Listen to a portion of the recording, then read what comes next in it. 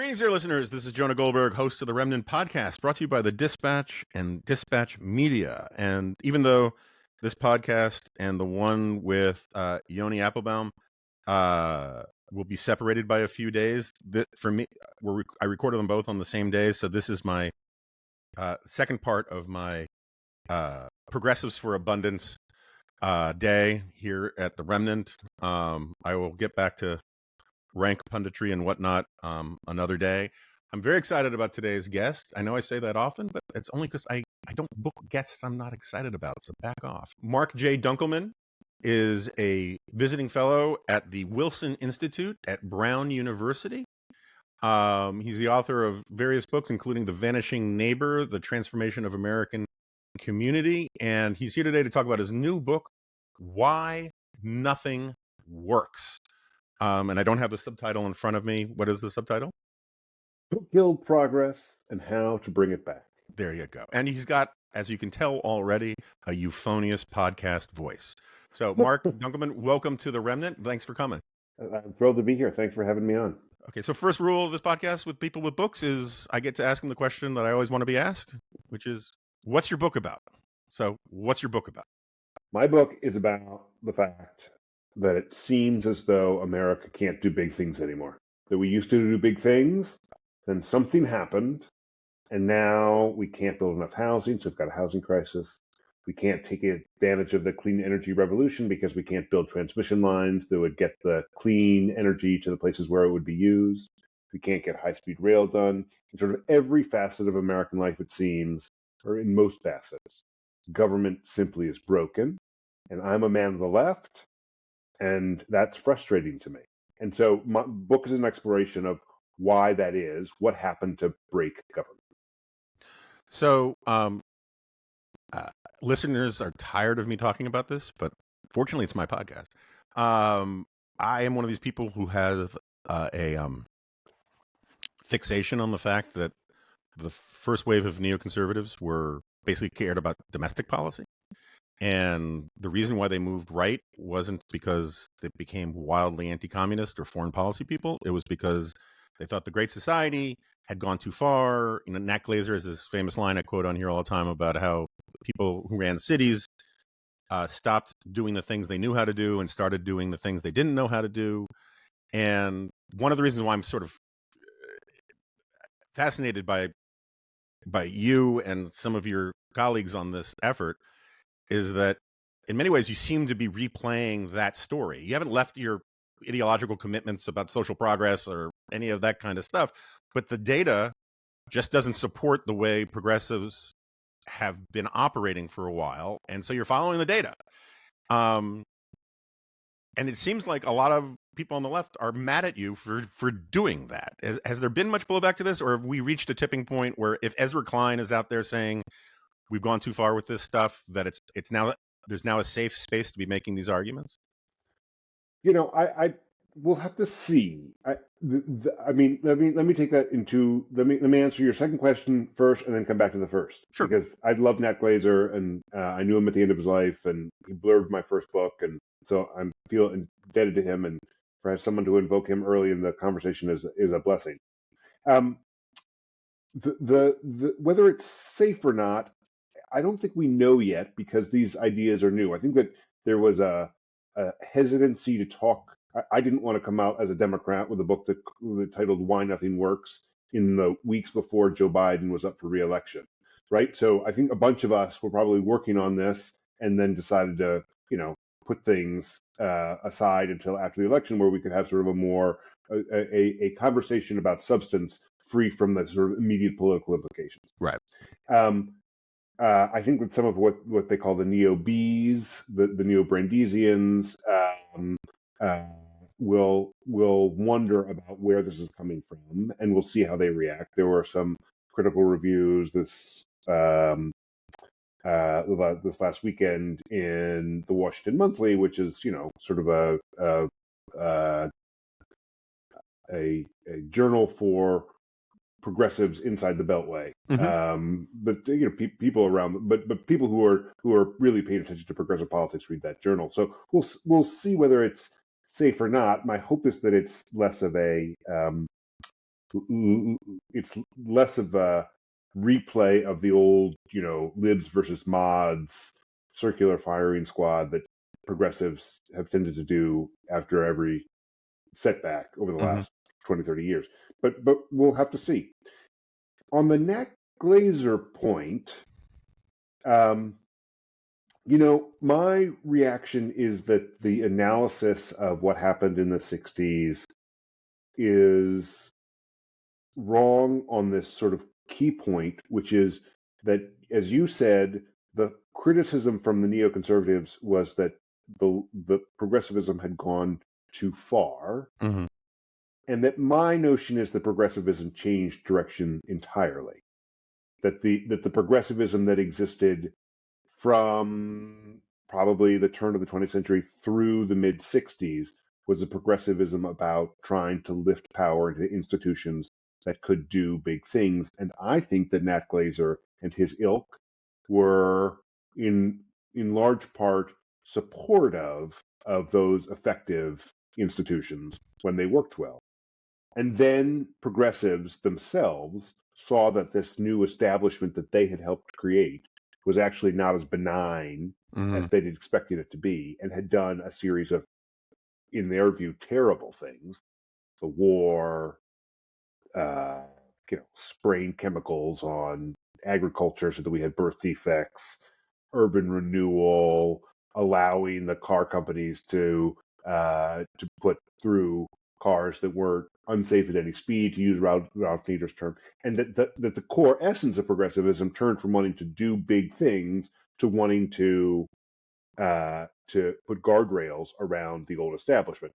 And like you, the neoconservatives probably articulated it. We've gone too far with progressivism, but I think that at core what they were reacting to was a complete switch Hmm. in the underlying zeitgeist of what progressivism wanted to do. It had wanted to place power in big institutions, and now it was afraid of those same institutions and wanted to curtail their ability to operate. No, I mean, I don't disagree with any of that. I mean, I think some of this is one of the reasons why biography is sometimes better than anything else, because you actually can understand the individual way Yeah, people are reacting to things. But sure. that makes a lot of sense to me. I mean, you just think about the early issues of the Public Interest, going back with Glazer and James Q. Wilson and Ed Banfield and Moynihan.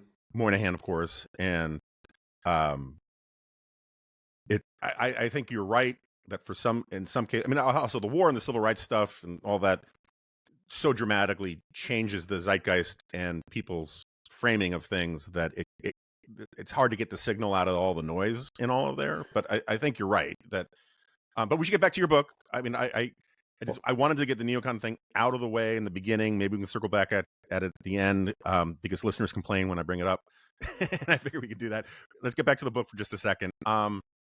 So why did it happen? Is it all just a Jane Jacobs versus Robert Moses? Why did things end up not being able to work? So the core argument of the book is that progressivism from its very beginning is a odd marriage of two competing impulses. The first, which I just alluded to, which I call a Hamiltonian impulse, is to see a tragedy of the common. We can't build a sewer system. We can't have parks. We can't get mass transit that works. And it's because the political machines and the bosses and the robber barons, they're all parochially interested. They're self-interested and not doing what's in for the public good. So the progressive Hamiltonian impulse is to take power where it exists at the turn of the 20th century and lift it into real publicly interested institutions that will act for the greater good using scientific management, using the most rational forms of procedure. We're going to create blue ribbon commissions. We're going to create public authorities. We're going to do the Port Authority in New York to rationalize what's happening between New Jersey and New York. We're going to basically create small r Republican institutions that wield enormous power that are going to do things that people can't do for themselves. So that's taking power as it exists and pushing it up. Mm-hmm. At the same time, there is a Jeffersonian impulse, which is exactly the opposite. And the narrative behind the Jeffersonian impulse, what Walter Lippmann would call the story in your head when you get to a Jeffersonian impulse, is that there is some powerful entity above you that is oppressing you in some way. So whether it's a big corporation or one of these public institutions or the Rand Corporation or the military, like whatever, if it's the patriarchy, white supremacy, like you name the thing, and the thing that you want to do if you have are sort of if you've bought into the Jeffersonian impulse is to take that power and push it down to ordinary people so that they can exercise their freedom. Right. Power to the people. Power to the people. And so, if you had seen a young progressive, having a cup of coffee in a coffee shop in Washington before this last election, and you somehow managed your way into a conversation with them and asked, what are your top two voting issues? Like you would not have been shocked to hear that they said climate change and reproductive rights. Those two are my top two.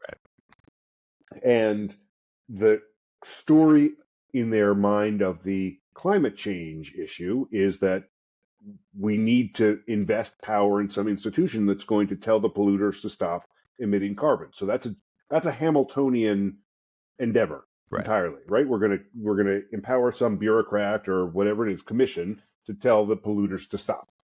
On reproductive rights, it's exactly the opposite. The view is we don't want some bureaucrat telling a woman what to do with her body. So right there in that conversation, a progressive would embrace a Hamiltonian and a Jeffersonian notion. No one would think twice about it. But in fact, in the scheme of narratives, in the scheme of zeitgeist, those two things cut against each other. And they did at the very beginning of the progressive movement. They were people who wanted to solve the problem of big industrial trusts by creating a big regulatory bureaucracy. That's what Theodore Roosevelt wanted to do. Those were those who wanted to break up the trust themselves, push power down. That's Brandeis, right? So even right there at the beginning of the progressive movement, there is this push and pull of pushing power up or pushing it or pulling it down. And the argument of the book is that these two impulses sort of sit in a yin and yang kind of fashion throughout the movement's history from the very beginning until today, and that the Hamiltonian impulse prevails for the bulk of the 20th century, really from the moment Theodore Roosevelt takes the reins until the mid 1960s. And that Hamiltonian progressivism creates a quote unquote establishment of powerful figures, generally men, generally wearing gray suits and fedoras and folding their arms like this and frowning because the weight of the world is on their shoulders. And they're making huge decisions about foreign policy, about where the utilities are going to get their power, about which neighborhoods are going to be raised and which are going to be see investment, where highways are going to be like that. Like they have an enormous amount of discretion. And then in the mid 60s, like progressives wake up and see that this establishment group is actually not doing the public's good at all. Like they are self-interested, they are corrupt, they are making bad decisions like sending us into the Vietnam War or doing urban renewal, as I said, like going through these litany of complaints. And so at that point, it's cultural. I mean, I do like one of your peers in the conservative movement has coined this term, which I presume comes from elsewhere, that politics is downstream of culture. And like you can see, like in the early 70s, like the movies are like Chinatown, right? Like there's a villain in Chinatown who is stealing the water from the valley and bringing it to Los Angeles, or Network, right? Like I'm mad as hell and I'm not going to take it anymore. Like that character Beale is talking about the establishment, or in The Graduate, right? Like there's a guy who recommends that the Dustin Hoffman character go into plastics, right? Like that's an establishment figure, and like they're cast as with a pall, right? Like we want to somehow neuter them in some way. Like the Shangri-La comes by somehow pulling the establishment off of America so America can be its fullest self. And that zeitgeist takes over progressivism there in the late 60s, early 70s. And once you have that narrative in your head, that Jeffersonian narrative, you embrace what has become what I view as a progressive cultural aversion to power. Our view in almost every circumstance is that whoever wields power is somehow corrupt. Like, this is the core message of the power broker about Robert Moses in New York, is that power corrupts and absolute power corrupts absolutely. Lord Acton is who purportedly connected to that phrase. But our notion today is, if you watch progressives, no matter what the circumstance today, if you tell them, here's who is powerful in this certain arena and who is less powerful, we presume that the powerful person is abusing the less powerful person, and we want to right that wrong. That is our sort of animating impulse. And so if your view is that the highway department or the Rand Corporation or the military or the big bureaucracy that runs the healthcare industry or the agriculture industry is powerful and they need to be brought down to earth, then your impulse is, as a progressive, how am I going to put guardrails around this power? What am I going to do? What procedural things can I do to ensure that these powerful characters who used to be in the establishment are sort of brought down to earth? What can I make sure that they have to clear so they can't make a discretionary decision that hurts a minority community or some powerless group that doesn't have a voice? And so it's been now 50 years. And the Jeffersonian impulse, I think, has been in the driver's seat for our movement. And as a result, we've created just piles and piles and piles of bureaucracy designed to cuckold I mean, maybe that's the wrong word, but to put guardrails around, to geld the bureaucrats, or to geld the powerful. Exactly right. Yeah. Exactly right. And now, not surprisingly, 50 years later, these institutions, which had been created to do big things, now can't do them because it's just the procedures stand in the way of anyone who would make a discretionary decision to put the bridge here rather than here, or to build housing here rather than there, or to do anything that creates some sort of trade-off that has to be ratified. Okay, so I really want to stay on the book, but I have to, I want to get meta on this so badly. First of all, as we were talking about briefly before we started recording, you were saying that you've never been able to find the evidence that Herbert Crowley, for listeners who don't know, I mean, I've talked about him before, but Herbert Crowley is basically the godfather of American progressivism. He writes this book, The Promise of American Life, that Teddy Roosevelt thinks changes, has a Saul on the road to Damascus conversion to all sorts of things. I have a lot of paper on Crowley that we don't need to air right at this moment. But what I find sort of fascinating about the way you talk about this, and I'm not saying I'm not, there's no disagreement here, but it's a pursuit of a clarification thing. You said a number of times, you're talking about the schisms within the progressive movement, the sort of dominance of the Jeffersonians over the Hamiltonians. But the era in which you're talking about is born a century or so more after Hamilton and Jefferson were having these arguments. And so first of all, I think you can make a very strong case that these divides run straight through American culture, not just through progressivism, right? I mean, like, why start with Hamilton and Jefferson and then fast forward 150 years or 125 years if the point isn't that this is sort of baked into the cake of the American project from the beginning? And then to add on to that, this is one of these weird things where, like, if you were going to, you could have changed only a handful of things in the way you were describing the psychology of progressives and kept the thrust of it the same, and you could be describing a lot of conservatives, because this is a fundamental split among conservatives, is particularly these days, the Jeffersonians have won in a certain way, by which I mean the populists have won.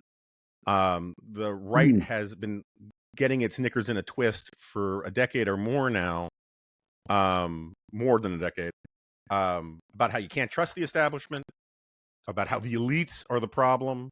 I particularly love listening to Ted Cruz, multiple time elected senator, graduate of Harvard Law and Princeton, who's married to a managing partner or managing director of Goldman Sachs, railing about the elites. And so I guess the point is that it's an American, it's sort of like I often say, look, yes, the left has a cancel culture problem, but so does the right. because America has a cancel culture problem, and it manifests itself differently on left and right. This divide that you're talking about is worth exposing about progressivism, it seems to me, in part because progressives are the ones who have designed and managed and run a lot of the institutions that you're talking about. Not a lot of right wingers go into municipal planning and and don't go into the foundations and don't go into the universities that run these things, that craft these policies. And so it's worth shining the light where the decision makers are. Yeah. But this is actually an American thing more than it's just a progressive thing. Am I wrong about that? You're not wrong. I'm not sure that I take the point that the Jeffersonians have won on your side. Like, make America great again.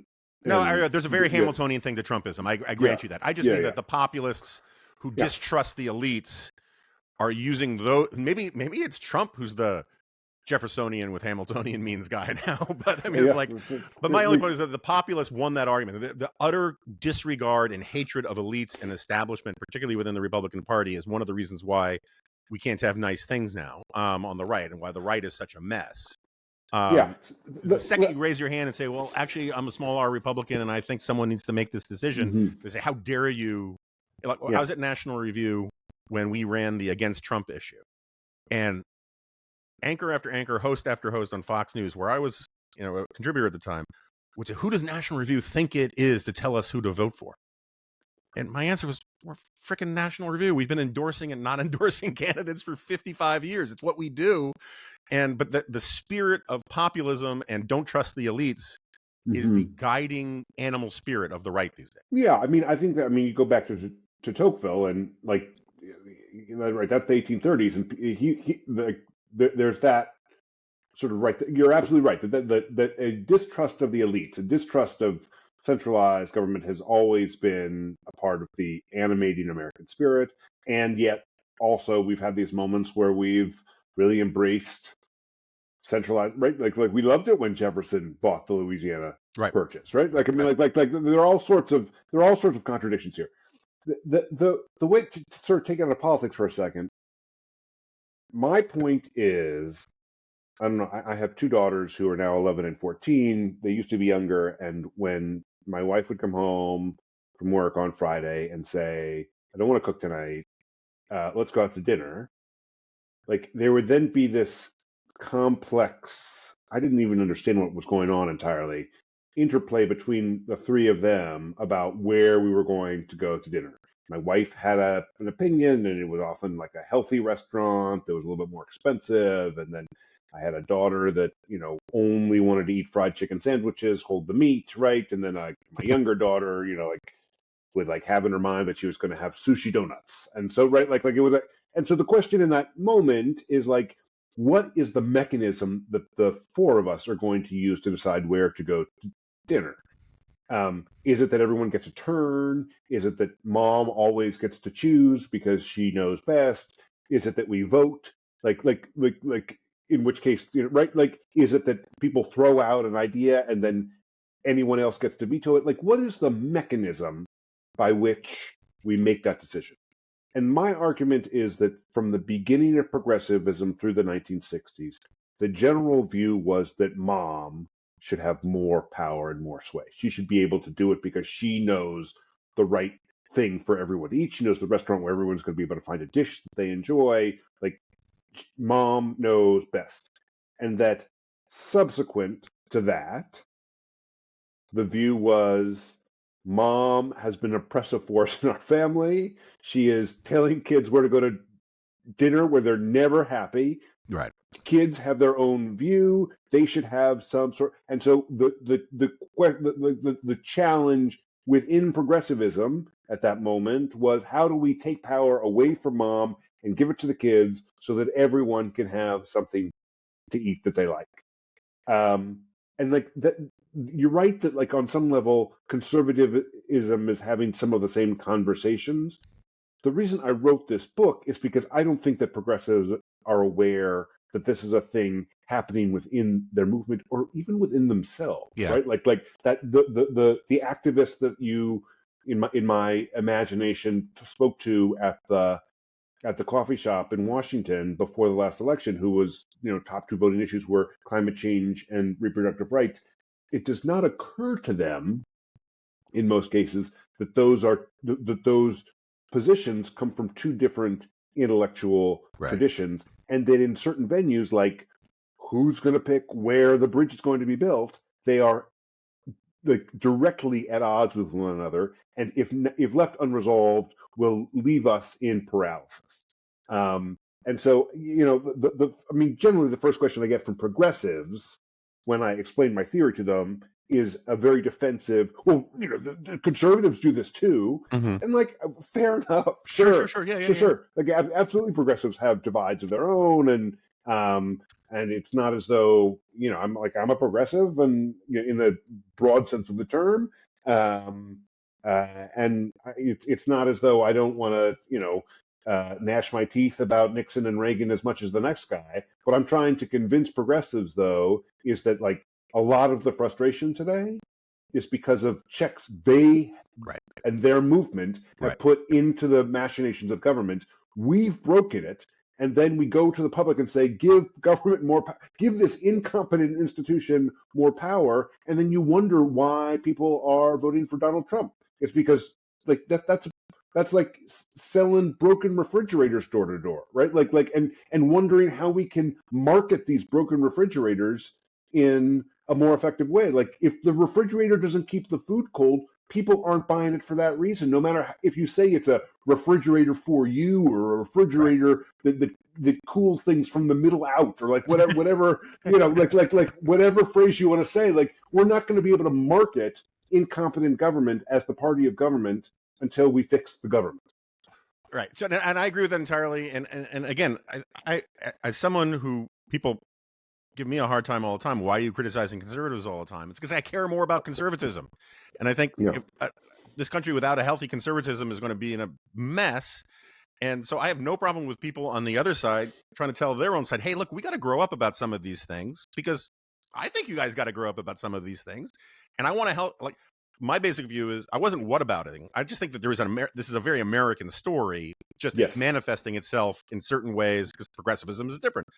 But like, I don't think we get a healthy Republican Party until we have a healthy Democratic Party. So I want the Democratic Party to get off its ass and fix itself, so then voters can say, well, they're the grown-ups, and then the Republicans have to compete for the grown-up vote.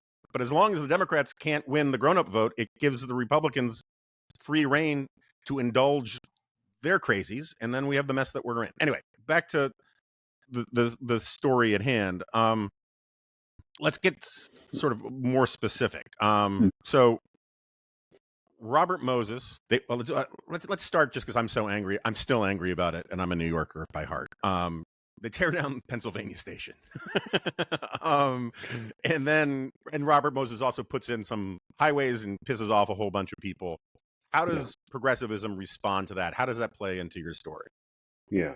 So it's a great way to begin. So the early progressives had successfully created a series of institutions designed to work above like the shackles of the political machines. So they create the Triborough Bridge and Tunnel Authority and the Port Authority and a whole series of other sort of blue ribbon commissiony kinds of institutions to do big things.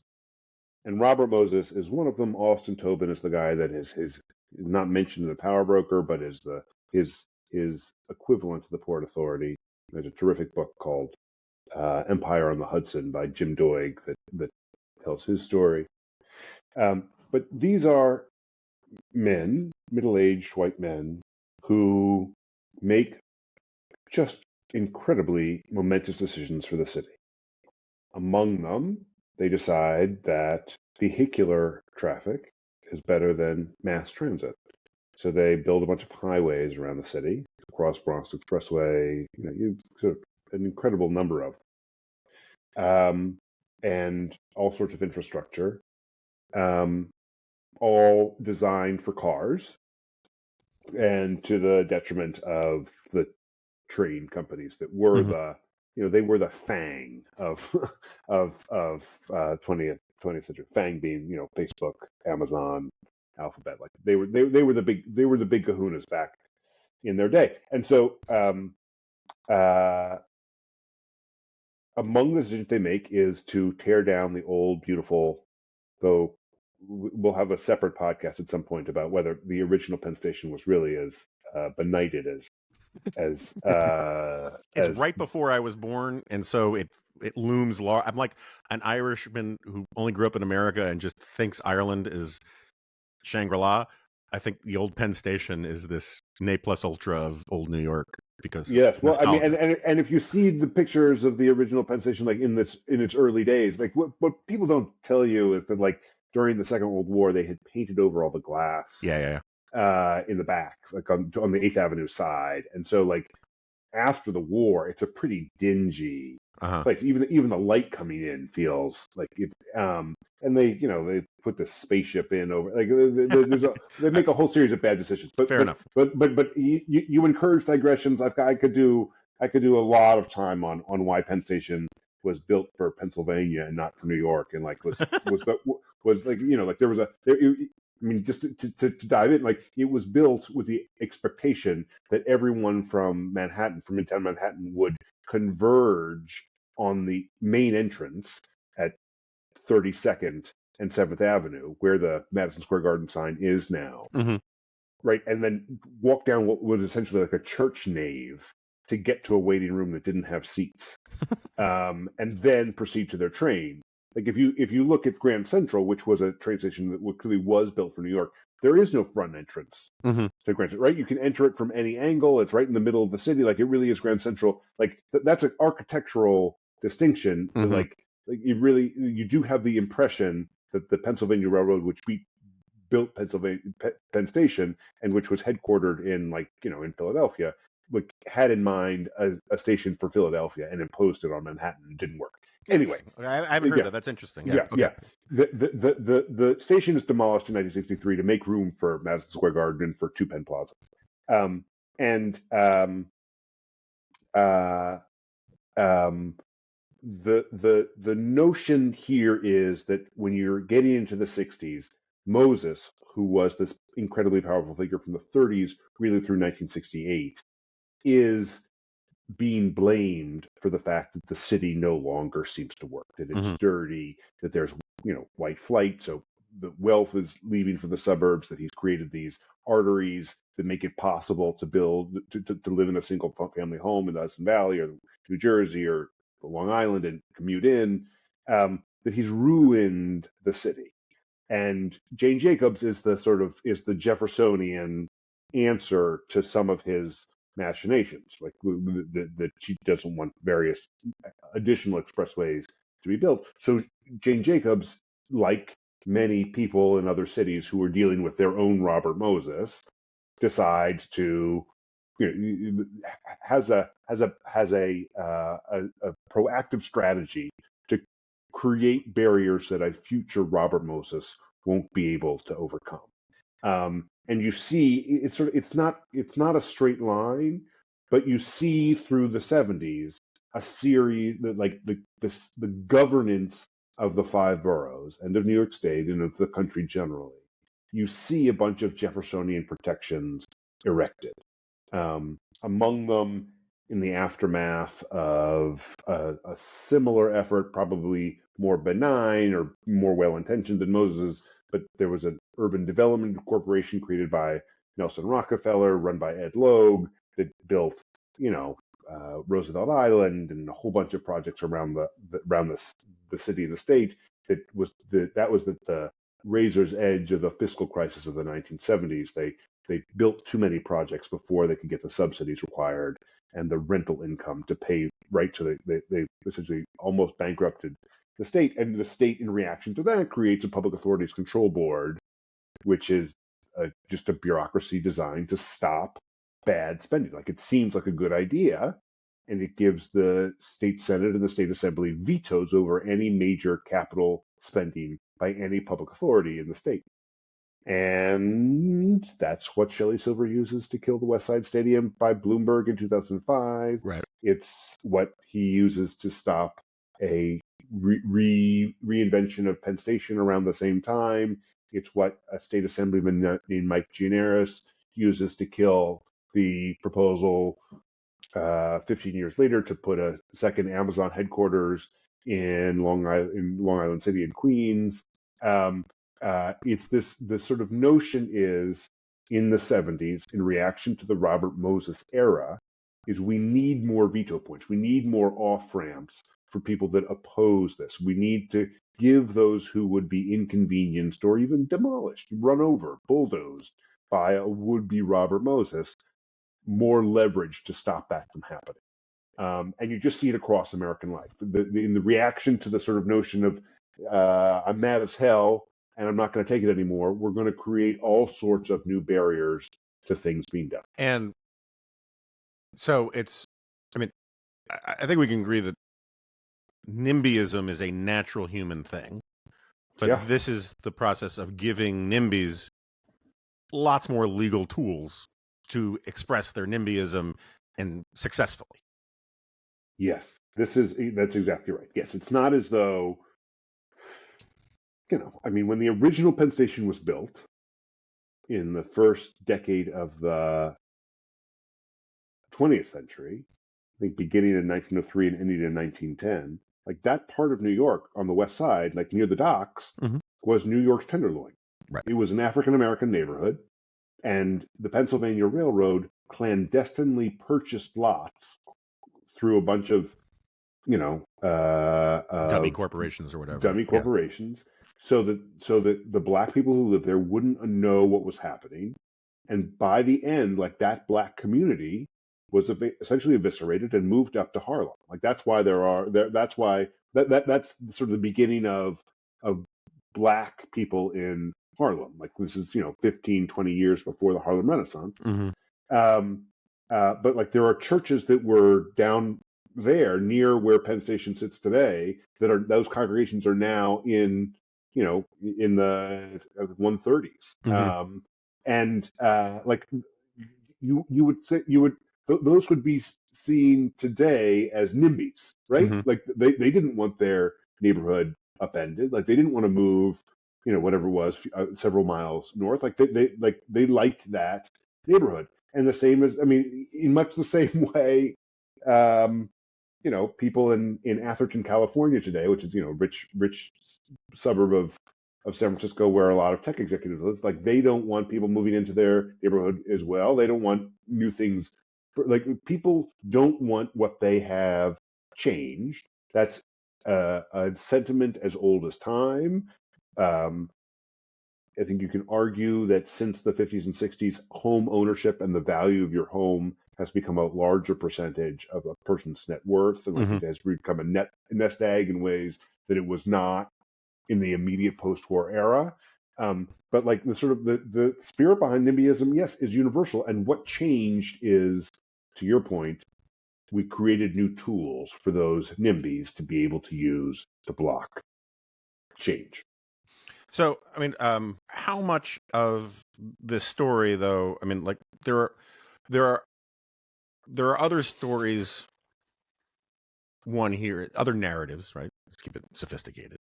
That I think have a lot of explanatory power in some cases and almost none in other cases, but they get sort of universalized and all that kind of stuff. But how much of this is, I don't know, can be explained by regulatory capture or public choice theory, right?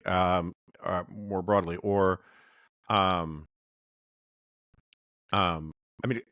I'm coming from is and I don't want to get into the punditry of it, but like, I think the Democratic Party is in a particularly bad spot for reasons that you're getting at in your book, right? That if you're going to be the party of government, you can't be the party of government.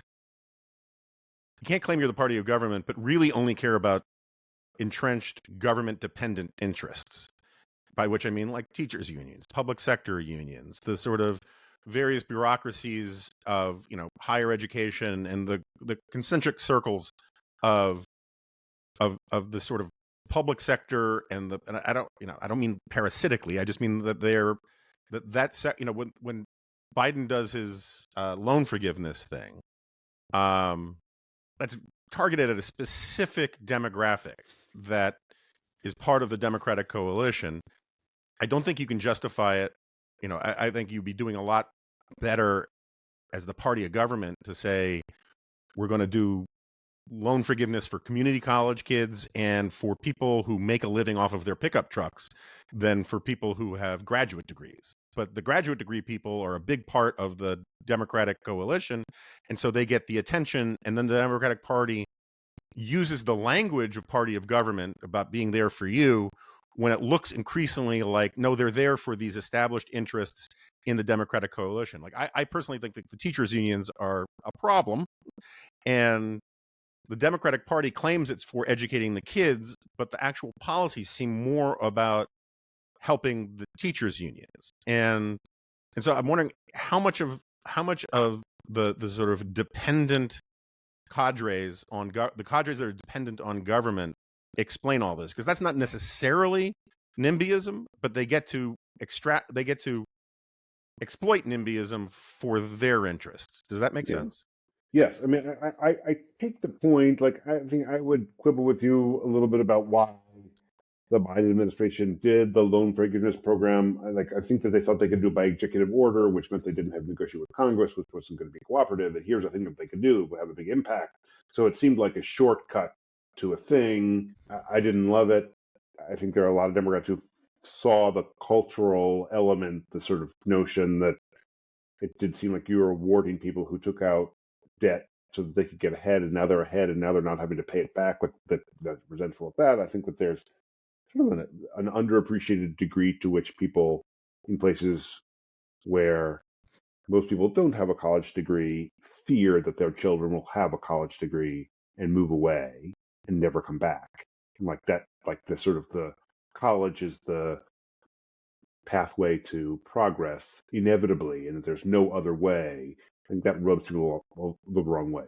But that's not a part of my book. Like, I would counter your sort of that this is a public choice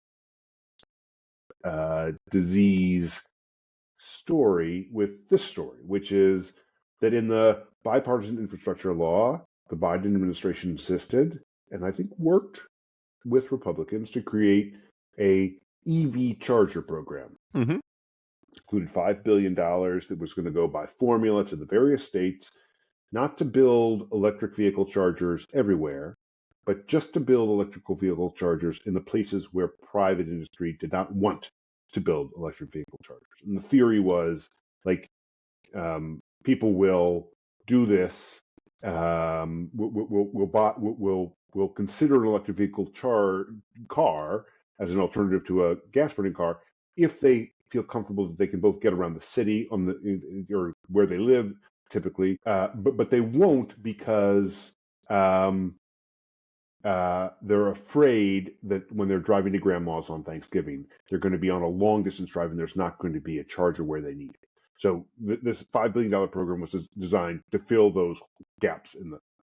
So the Biden administration creates it. It's money that is going to flow from the federal government to the state departments of transportation by formula. The states are then going to have to find contractors who understand where to put the EV chargers, what the EV chargers are going to look like, which kinds of cars they're going to serve, how often they're going to be online, so they're not, the previous generations of EV chargers tended to be jinky, like they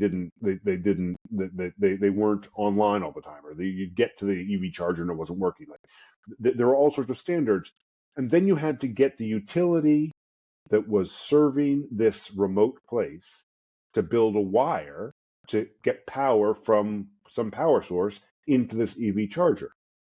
On all of these fronts, the federal government had absolutely no real leverage. Like the Biden administration had this $5 billion. They could give it to the states. They couldn't tell the states who to choose to do the thing. They couldn't lean on the utilities to connect the chargers. Like there were elements that the Biden administration insisted on to make the program less less expeditious. Like they included a Buy America provision, so like you could have gotten some of the parts for the EV chargers probably much more affordably overseas, but they wanted to use this money um, to nurture a domestic manufacturing industry for EV chargers. And the result was that when Biden left office, $5 billion into the program, they had only built 58 chargers around the country. Now, if you talk to people who were involved, like they think that many more chargers will be constructed over the next few years. But like that was not capture. That was not public choice. That was not a public choice problem. Like that wasn't the Biden administration trying to do a favor for the electrical workers per se. That was simply the fact that like there was no one in the system in this new regime of bureaucracy capable of saying, we're going to build these chargers here, here, and here. I'm going to hire you, you, and you. We're going to get it done. We're going to make the chargers work, and they're going to fit both Teslas and these other cars. Like that's what we're going to do. There's no one who could do that. 3 generations earlier, when Franklin Roosevelt assigned a little Wisconsin lawyer named David Lilienthal the challenge of remaking the Upper South by bringing electricity from dams that he was going to build to poor farmers who were not being served by Commonwealth and Southern, which was the utility in the South at the time. Like David Lilienthal built the dams himself using federal workers. He built the wires using federal workers. He financed the purchase of appliances in these poor farms, washing machines, dishwashers, et cetera, using the federal government. All of these things were done with this powerful Robert Moses-like figure to do it.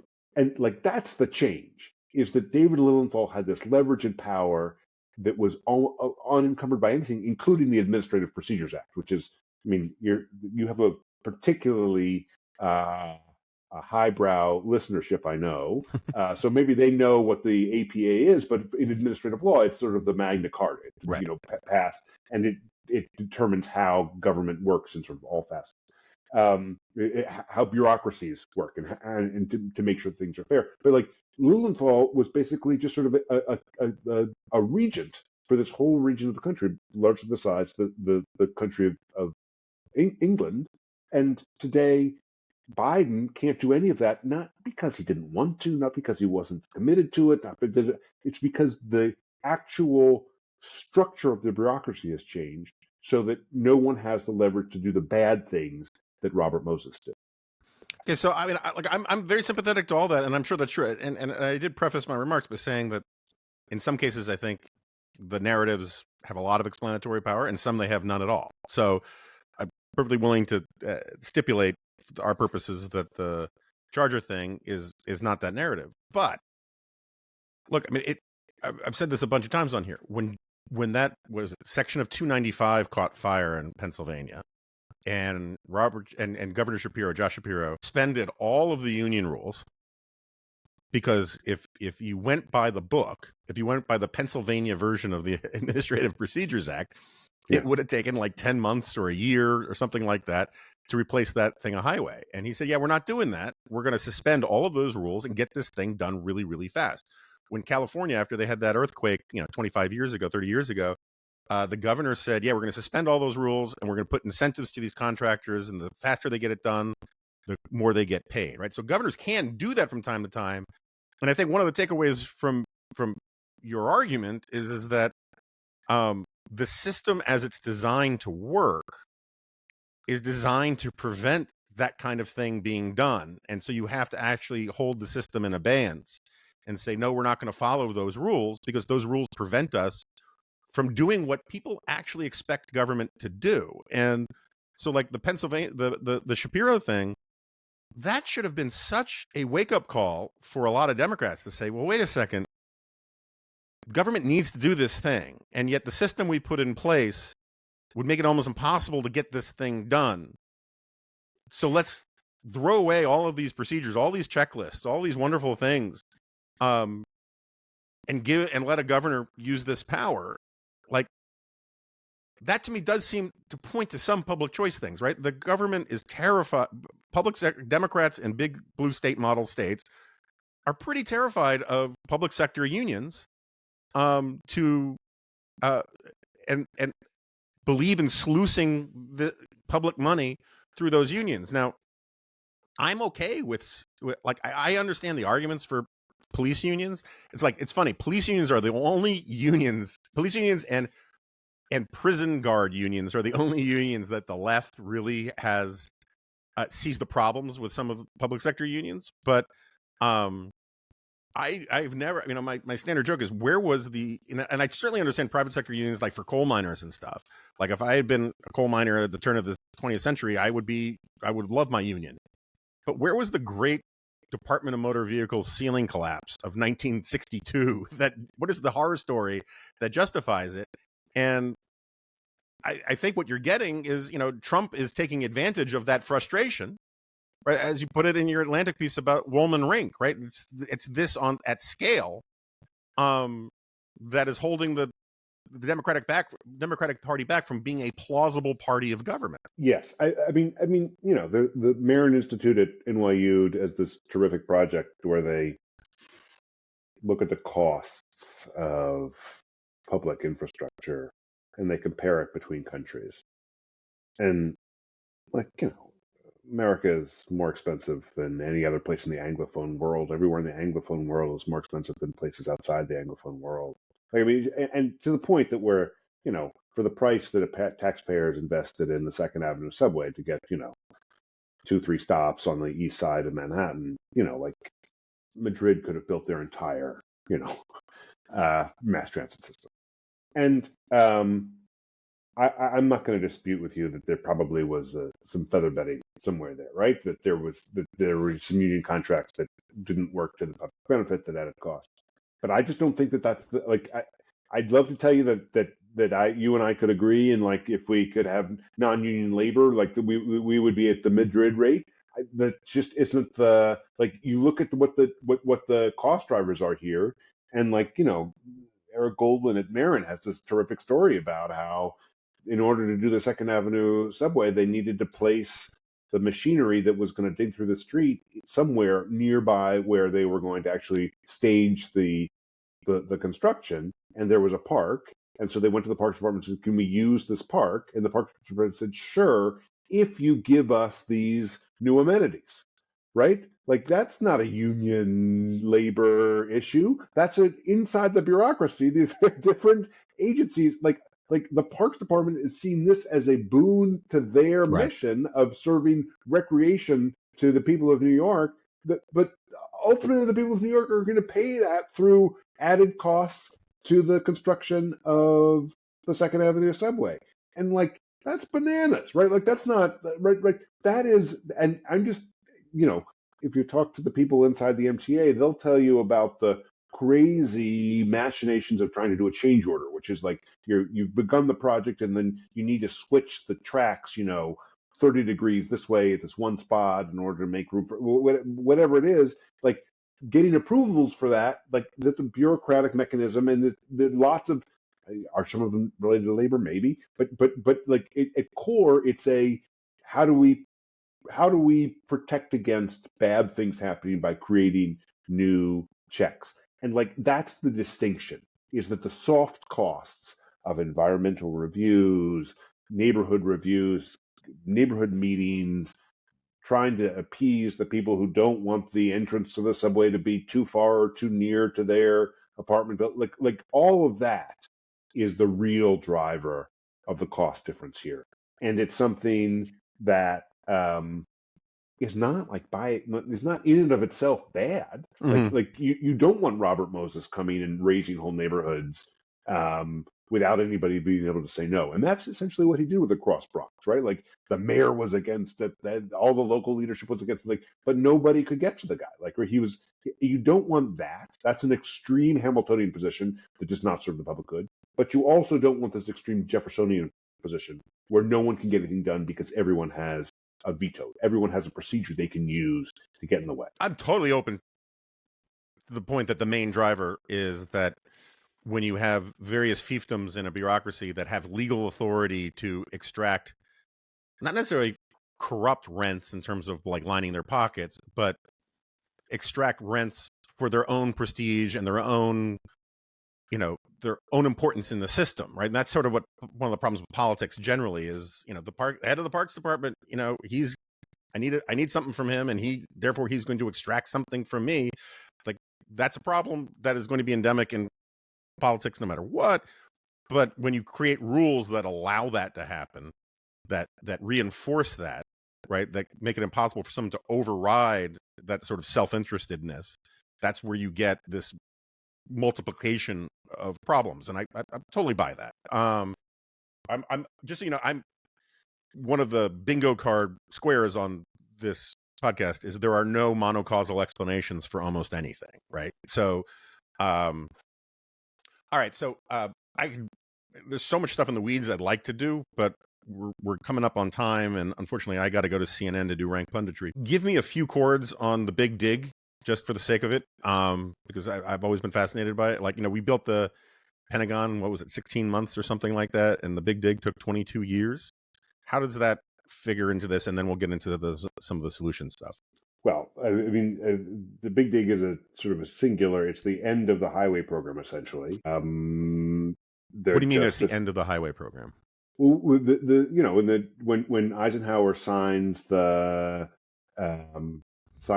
bill creating a funding mechanism in 1956, like it is to build a certain number of miles, and like really since the Big Dig we haven't done anything major. The highway program is basically finished in terms of building. Like we're still doing this and that, and like there are controversial projects here and there, but the Big Dig, which was an effort to take the highways that had strangled Boston and put them underground and lasted forever, like that project lasted forever, goes through a whole series has a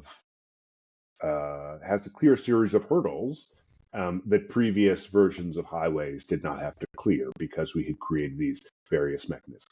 I think almost a clear vision of this problem that you're talking about is this effort to green the Massachusetts economy, the grid, which Charlie Baker signs a law in early 2016 saying, we're New England, we're at the forefront of the climate revolution. We are going to find ways to replace the fossil fuel derived electricity we use with clean energy. And we're going to do that partially by building wind farms off the southern coast of New England and partially by drawing power down from Quebec, which has these, you may know, huge hydroelectric dams to create lots of power, which they were happy to sell to Massachusetts.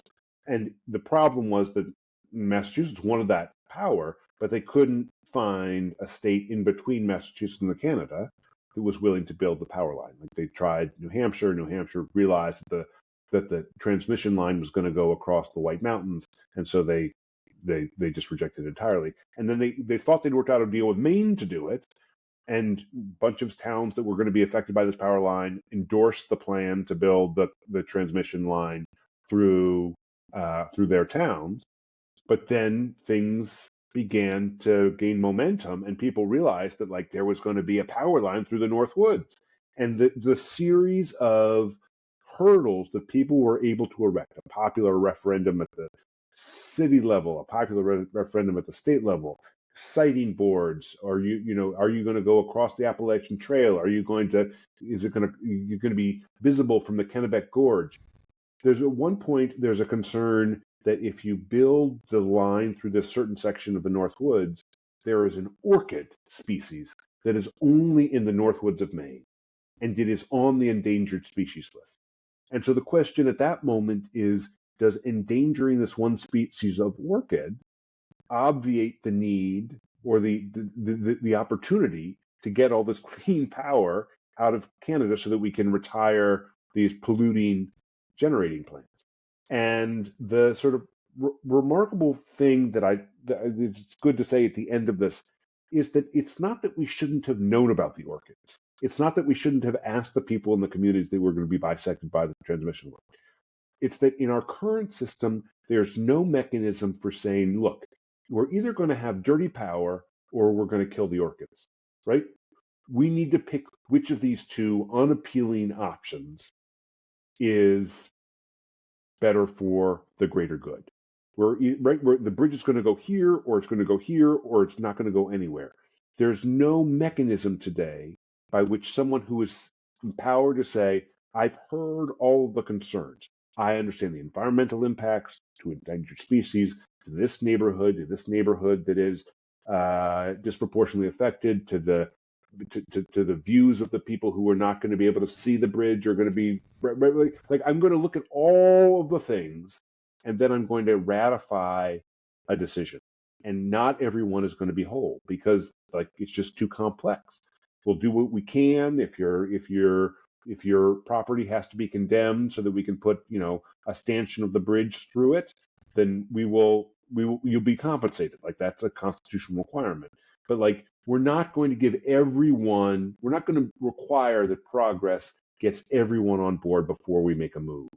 And so, there's been, Ezra Klein termed this the everything bagel problem for progressives, that we throw on union requirements and environmental requirements and Buy America requirements, and by the end of it, like the burden of any project is too much.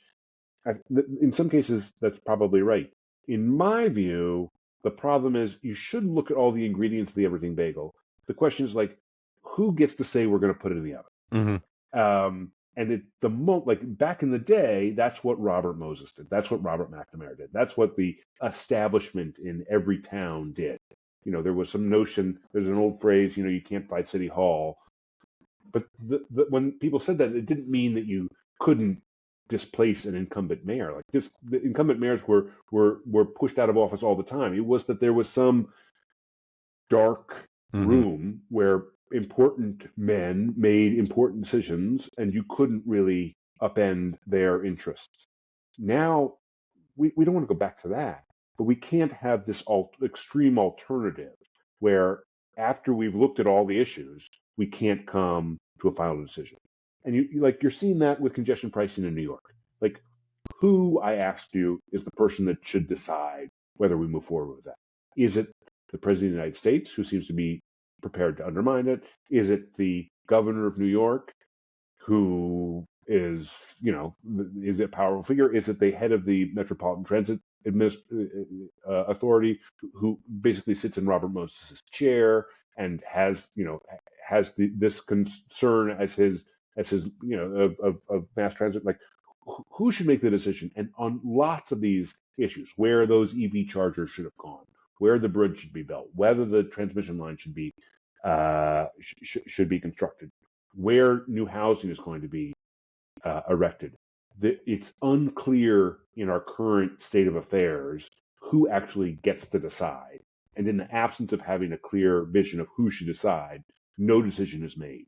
And that's no good private sector corporation could operate that way, and no public sector endeavor can operate that way either.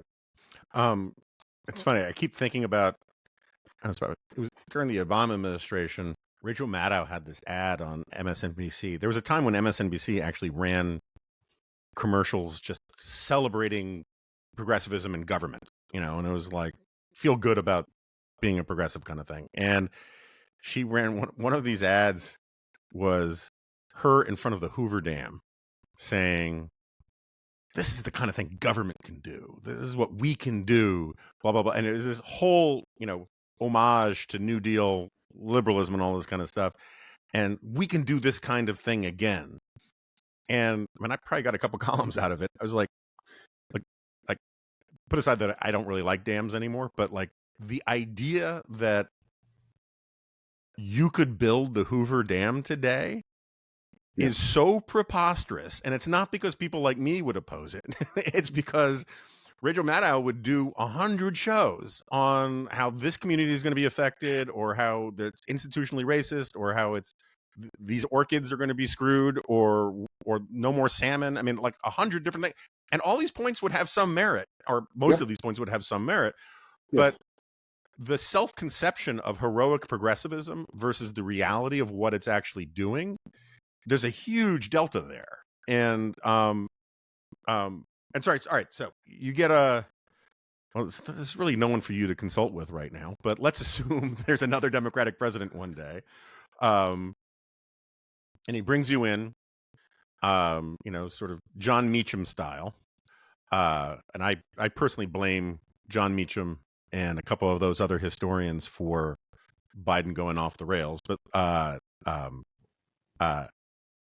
and he says, okay, what are 3 things I should do or push forward for Congress to do that would get us back on path towards making things work? At the end of the Biden administration, there was a fight in the Senate that no one paid attention to, but like uber nerds, over this issue of permitting reform. Mm-hmm. And like I've complained to people, my peers, that like you guys have the death tax and we have permitting reform. Like we've got to do some better marketing there. But like that's a big issue. Is how do we figure this out? How do we strike this balance? And so that's one. 2, in my world, there is an obsession with a law that Richard Nixon signed into law called the National Environmental Protection Act. No, the National Environmental Policy Act, signed in January 1st, 1970, which created the environmental impact statement system. And like, I think there's a great cause for NEPA reform. I think that NEPA is more emblematic of this problem because, like, that EV charger problem that I told you earlier, like they had a categorical exclusion from environmental review for those electric vehicle chargers, and it still didn't work. So, like, I just think that we need to look at that issue comprehensively. And then the third thing I would say, and like this is not policy specific, but just generally, and probably most important, is that we as progressives need to be looking at problems as they exist, problems that we want to solve, and creating processes to solve them that give those who are affected a voice in the process without a veto. Like we need to create a system whereby the expectation is that no one will be cut out. No one will be treated as Robert Moses treated the residents of East Tremont when he was building the Cross Bronx Expressway and ruining their neighborhood. Nobody ever should be treated like that. But nor are we going to come to a point where any resident of East Tremont who doesn't like the idea, but then is able to see that like the various proposal for a high-speed rail line, for a transmission line, for whatever it is, that person should not by themselves with their own personal interests be able to hold everything up. That is a way of choosing where we're going to eat on Friday night within the family that just couldn't stand because we would all starve, right? Like if my 2 kids were able to veto anything my wife and I suggested, like we wouldn't eat. We just can't. We as progressives who are overwhelmingly concerned about the possibility that government would Bigfoot a powerless person or a powerless community. We need to be open to the possibility that in some cases there are trade-offs we need to make and that not everyone will come out satisfied. All right. Marc Dunkelman, thank you so much for being here, author of Why Nothing Works. I hope you'll come back. We will we can do the whole Penn Station thing, chapter and verse, and revisit some of my problems with Herbert Crowley. But it was great to have you on. Thanks for having me. I make that Penn Station stuff. That's going to be like you and the 2 listeners that stick with you for it they're really gonna love it. They're gonna love it.